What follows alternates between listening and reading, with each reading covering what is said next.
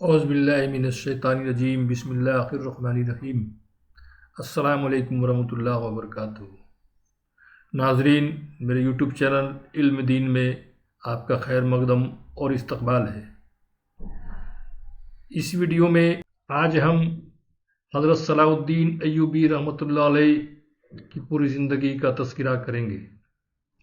ان کے پیدائش، تعلیم، جنگ حطین، بیت المقدس کی فتح اور ان کی رحمدلی کے مشہور واقعات پر روشنی ڈالیں گے۔ انہوں نے اسلام اور انسانیت کے لیے کون کون سے کام کیے اور ان کی شخصیت آج بھی کیوں ایک مثال ہے۔ ناظرین، آپ سے میری گزارش ہے کہ آپ ویڈیو کو پورا دیکھیں تاکہ اس تاریخی عظیم الشان شخصیت کے بارے میں آپ اچھی طریقے سے معلومات حاصل کر سکیں۔ ناظرین، اگر آپ پہلی بار میری چینل پر آئے ہیں تو آپ سے میری گزارش ہے کہ میرے ویڈیو کو پورا دیکھیں۔ آپ سے میری یہ بھی گزارش ہے کہ میرے چینل کو سبسکرائب کریں، میرے ویڈیو کو لائک کریں اور شیئر کریں، بیل کے آئیکن کو ضرور کلک کریں۔ چلیے بنا تاخیر کیے ویڈیو کو کرتے ہیں شروع۔ حضرت صلاح الدین ایوبی کا اصلی نام یوسف بن ایوب تھا۔ ان کی پیدائش 1137 یا 1138 عیسوی میں عراق کے ایک مشہور شہر تکرت میں ہوا تھا۔ ان کا خاندان کرد نسل سے تعلق رکھتا تھا۔ ان کے بزرگ کافی وقت پہلے سے اسلام کے لیے اپنی خدمات پیش کرتے آئے تھے۔ ان کی پیدائش کے وقت یہ مانا جاتا تھا کہ ان کے نصیب میں کچھ بڑا کرنے کا مقصد ہے جو اسلامی تاریخ میں نیا عزم اور اتحاد پیدا کرے گی۔ صلاح الدین ایوبی کے والد کا نام نجم الدین ایوب تھا، جو ترکت کے گورنر تھے اور ایک بہادر سپہ سالار کے طور پر جانے جاتے تھے۔ نجم الدین ایوب نے اپنی پوری زندگی میں بہادری اور ایمانداری سے کام کیا اور حضرت صلاح الدین ایوبی کی تربیت میں بھی یہی اصول شامل کیے۔ ان کے چچا جان اسد الدین شیر کوہ بھی ایک مشہور سپاہی اور فوجی لیڈر تھے۔ یہی وجہ تھی کہ حضرت صلاح الدین ایوبی کے ارد گرد بچپن سے ہی اسلام کی خدمت اور جہاد کا ماحول تھا۔ حضرت صلاح الدین ایوبی کا خاندان کرد نسل کا تھا، لیکن انہیں اپنی پہچان کو ہمیشہ اسلامی تہذیب اور عقیدے سے جوڑا۔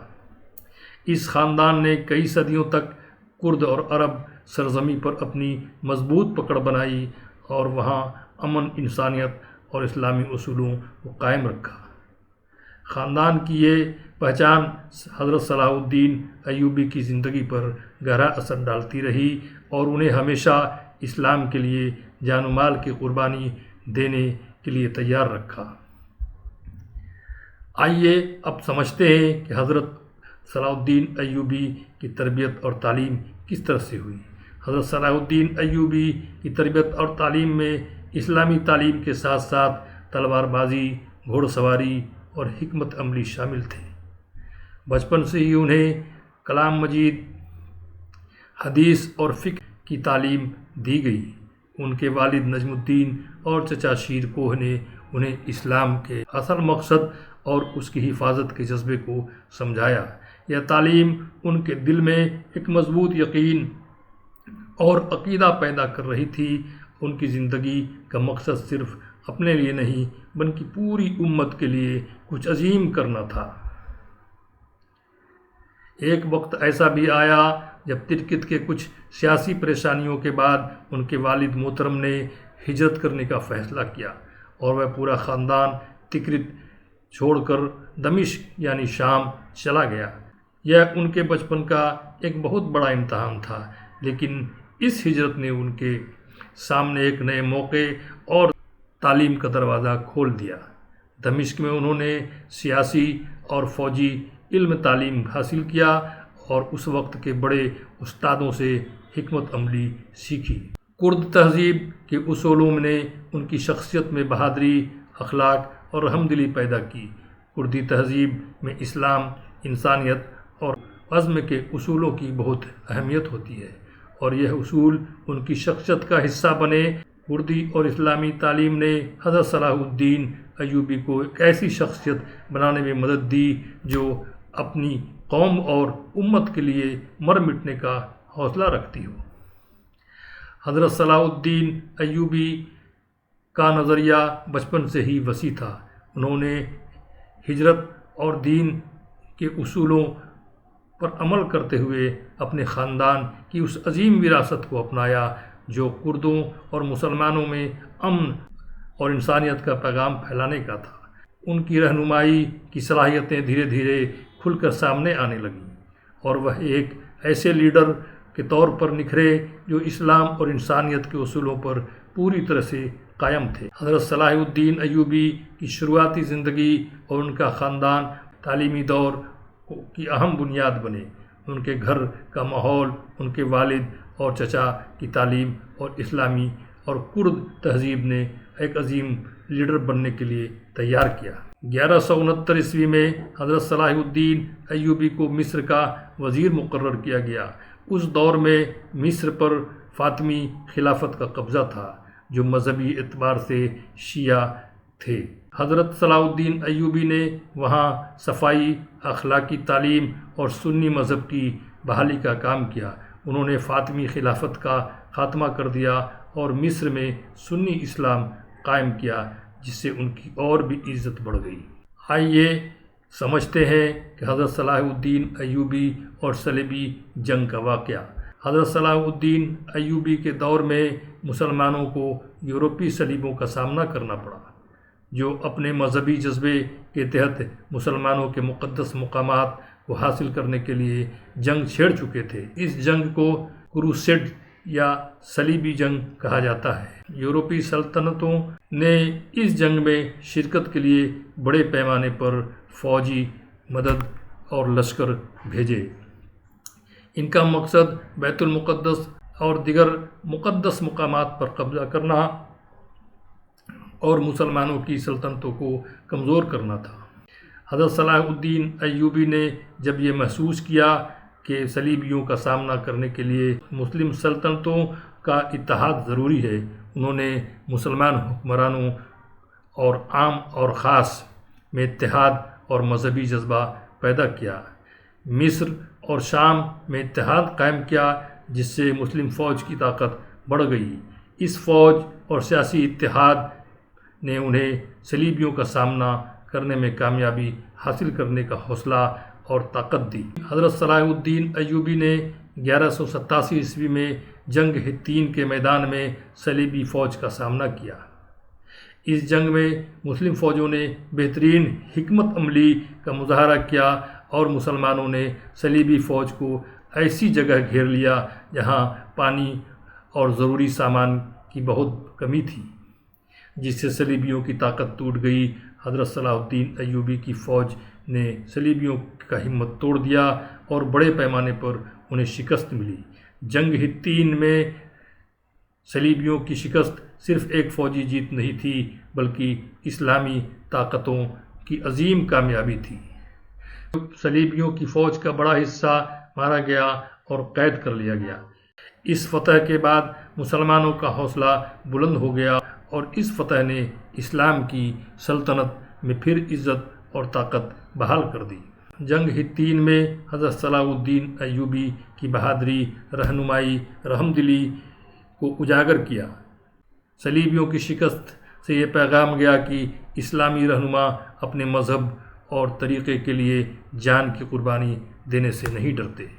جنگ حطین کے بعد حضرت صلاح الدین ایوبی کی شخصیت کو دنیا بھر میں عزت اور محبت سے دیکھا جانے لگا اور ان کی یہ جیت آج بھی اسلامی تاریخ کی عظیم جیت مانی جاتی ہے۔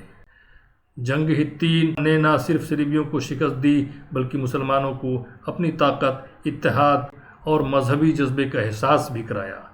حضرت صلاح الدین ایوبی کو یہ کامیابی اسلام کی تاریخ میں بہادری، حکمت اور انسانیت کا بہترین مظاہرہ بن کر رہ گئی۔ یہ تو جنگ حطین کی باتیں ہوئیں، آئیے اب بیت المقدس کی فتح کی طرف چلتے ہیں۔ جنگ حطین میں کامیابی کے بعد حضرت صلاح الدین ایوبی کا اگلا مقصد بیت المقدس یعنی یروشلم کو آزاد کرانا تھا، جو صلیبیوں کے قبضے میں تھا۔ جنگ حطین کی اس عظیم کامیابی نے بیت المقدس کا دروازہ کھول دیا۔ مسلمانوں کے لیے یہ ایک بڑی مقدس جنگ ثابت ہوئی، کیونکہ اس جنگ میں انہیں اسلامی تہذیب کے مرکز کو دوبارہ حاصل کرنے کی راہ آسان کر دی۔ بیت المقدس یعنی یروشلم مسلمانوں کے لیے ایک مقدس شہر تھا، جہاں الاقصی مسجد جو اسلام کا قبلہ اول ہے، مسلمانوں کے لیے یہ شہر ایک ایسا مرکز تھا جس پر صلیبیوں کا قبضہ ہونا اسلام کے لیے بہت بڑی آزمائش تھی۔ حضرت صلاح الدین ایوبی اس بات سے واقف تھے کہ بیت المقدس کی آزادی مسلم امت کے لیے صرف ایک جنگ نہیں بلکہ ایمان اور مذہب کا معاملہ ہے۔ جنگ حطین کی کامیابی کے بعد حضرت صلاح الدین ایوبی کا ارادہ مزید مضبوط ہو گیا۔ انہوں نے بیت المقدس کی فتح کو اپنی زندگی کا سب سے بڑا مقصد بنا لیا، لیکن اس کام کو انجام دینا آسان نہیں تھا، کیونکہ صلیبیوں کے پاس مضبوط قلعوں اور بڑی تعداد میں فوج کا ذخیرہ موجود تھا۔ پھر بھی حضرت صلاح الدین ایوبی نے بہادری، حکمت اور تدبیر سے اس مقصد کو حاصل کرنے کی راہ میں قدم بڑھانا شروع کیا۔ جب حضرت صلاح الدین ایوبی بیت المقدس کے قریب پہنچے تو صلیبیوں کے کئی رہنماؤں نے ان کی رہنمائی کا سامنا کرنے کے لیے تیاری شروع کر دی۔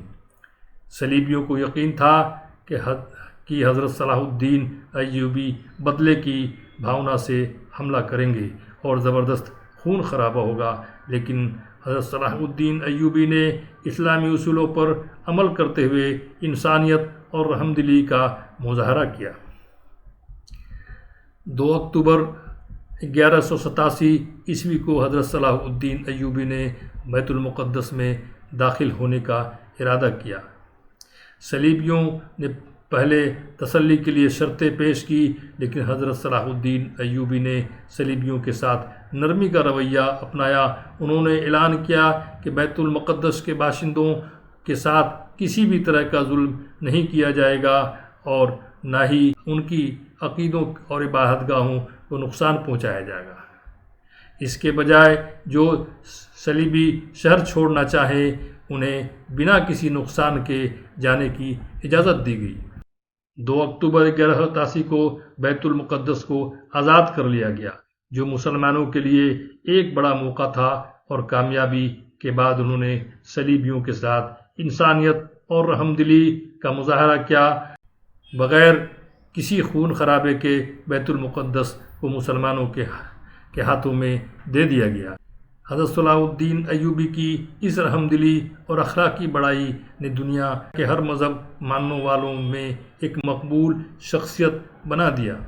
حضرت صلاح الدین ایوبی نے انسانیت کا بہترین نمونہ پیش کیا اور مسلمانوں کے لیے یہ پیغام دیا کہ اسلام مذہبی اتحاد اور انسانیت کا مذہب ہے۔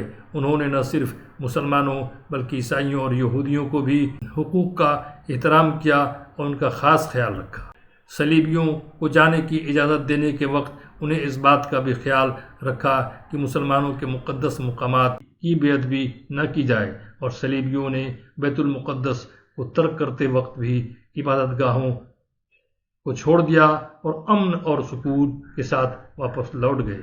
بیت المقدس کی فتح کے بعد حضرت صلاح الدین ایوبی نے سب سے پہلے الاقصی مسجد کو صاف کرنے اور اسے پھر سے مسلمانوں کی عبادت کے لیے تیار کرنے کا کام کیا۔ انہوں نے مسجد کے گنبد کے دیواروں پر لگے سبھی نشانیوں کو ہٹوایا اور اس پاک مقام کو مسلمانوں کے لیے اور مقدس بنانے کا کام کیا۔ حضرت صلاح الدین ایوبی نے بیت المقدس میں ایک مضبوط حکومت قائم کی جس میں انسانیت اور انصاف کا بول بالا تھا۔ ان کی رہنمائی نے دنیا کو دکھایا کہ ایک مذہبی رہنما کس طرح سے اپنے دشمن کے ساتھ انسانیت کا رویہ اپناتی ہے۔ بیت المقدس کی فتح نے مسلم امت کے عزم اور ایمان کو مزید مضبوط کیا۔ اس کامیابی نے مسلم دنیا میں صرف حضرت صلاح الدین ایوبی کی عزت کو بڑھایا بلکہ اسلامی تہذیب اور تاریخ کا ایک نایاب حصہ بنا دیا۔ حضرت صلاح الدین ایوبی نے اپنی رہنمائی سے یہ یقین دلایا کہ اسلام کا پیغام انسانیت اور امن اور اتحاد کا ہے۔ ناظرین، آج کے ویڈیو میں اتنا ہی۔ ملتے ہیں کسی نئے ٹاپک کے ساتھ نئے ویڈیو میں۔ اگر آپ نے میرا ویڈیو پورا دیکھا ہی ہے تو آپ سے میری گزارش ہے کہ میرے چینل کو سبسکرائب کریں اور بیل آئیکن ضرور کلک کریں تاکہ میرے ویڈیو کا نوٹیفیکیشن آپ تک آسانی سے پہنچ سکے، اور میرے ویڈیو کو لائک اور شیئر بھی کریں تاکہ اسلامک بیانات اور تاریخی باتیں آپ تک تو پہنچتے ہی ہیں، آپ کے دوست اور احبابوں تک پہنچے اور اس سے وہ فوائد حاصل کر سکے۔ اجازت چاہوں گا۔ جزاک اللہ خیر۔